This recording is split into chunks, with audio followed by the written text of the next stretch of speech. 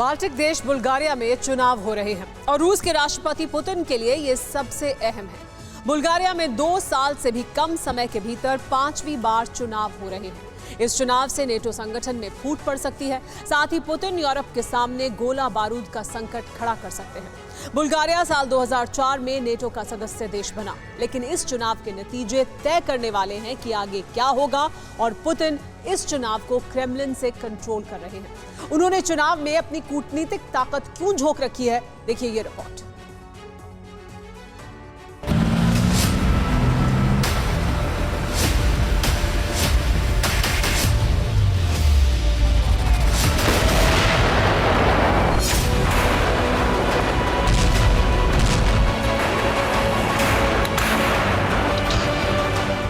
Ukraine के टैंकों से जो गोले बरसते हैं, अगले हफ्ते से इनकी किल्लत हो सकती है।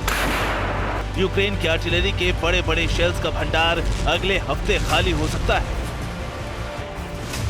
यूक्रेन की इन्फेंट्री के पास असॉल्ट राइफल तो रहेगी, लेकिन गोलियां मिलेंगी या नहीं, ये सही कोई नहीं कह सकता।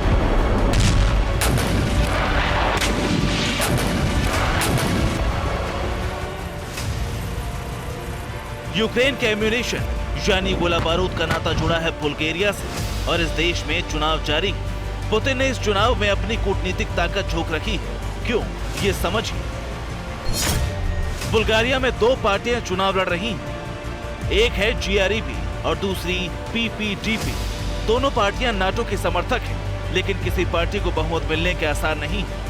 किसी को बहुमत नहीं मिला तो अगले चुनाव तक राष्ट्रपति शासन की स्थिति बन जाएगी। बुल्गारिया के राष्ट्रपति हैं रूमेन रादेव। रादेव को पुतिन समर्थक माना जाता है।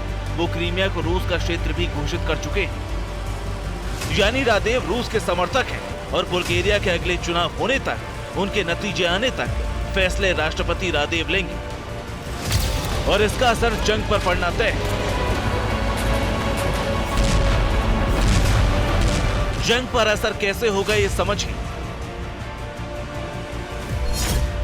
बुल्गारिया यूरोप में गोला बारूद का सबसे बड़ा निर्यातक है।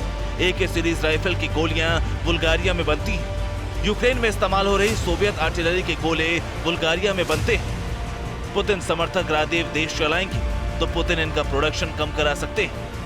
प्रोडक्शन घटने पर यूक्रेन के सामने गोला बारूद की किल्लत हो जाएगी। बुल्गारिया में आज भी 21% के करीब रूस समर्थक आबादी है। यही वजह है कि पुतिन ने इस चुनाव में अपनी कूटनीतिक ताकत झोंक रखी है ताकि किसी पार्टी को बहुमत ना मिले। Bureau report, TVN Bharatvarsh.